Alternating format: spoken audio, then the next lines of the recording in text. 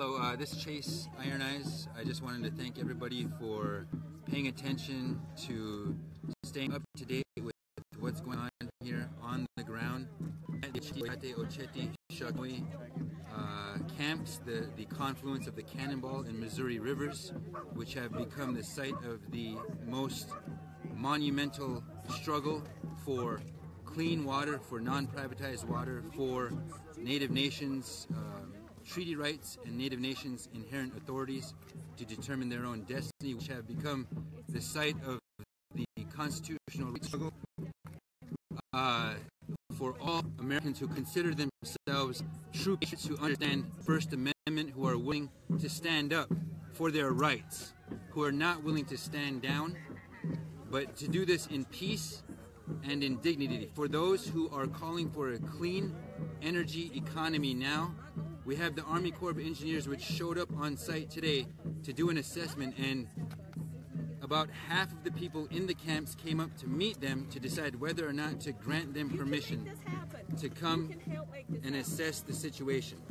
And so, just to give a very quick update, the people of the camp of Oceti Sakowin and Oceti Oyate have decided to allow members of the Army Corps of Engineers with their contractors to be escorted in one of Oceti's security vehicles and under the protection of one of the Oceti escorts to go and assess the situation. In exchange for that, the Army Corps of Engineers has agreed to call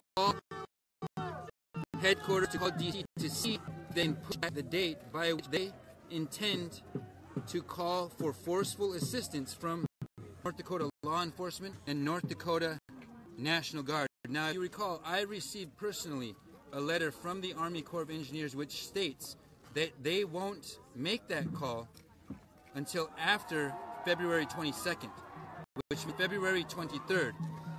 A lot of things have developed in that time, and it's confusing because the North Dakota immediate evacuation of the camp, but he doesn't have the authority to order that evacuation, because if you recall, Governor Dalrymple ordered that same evacuation, and he doesn't have that authority.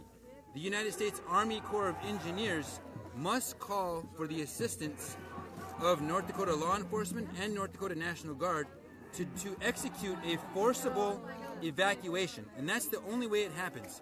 I have a letter saying it won't happen until after February 22nd, and so it is logistically impossible for us to clean up what is left to be cleaned up.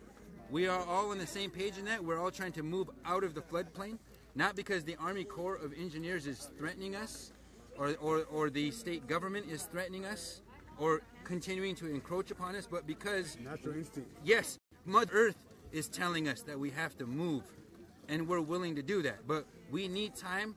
We can't comply with something that's logistically impossible. So we're doing our best. We're doing our best to make sure that women and children and people who are standing here in peace are allowed to make these decisions on their own terms. Fuck that.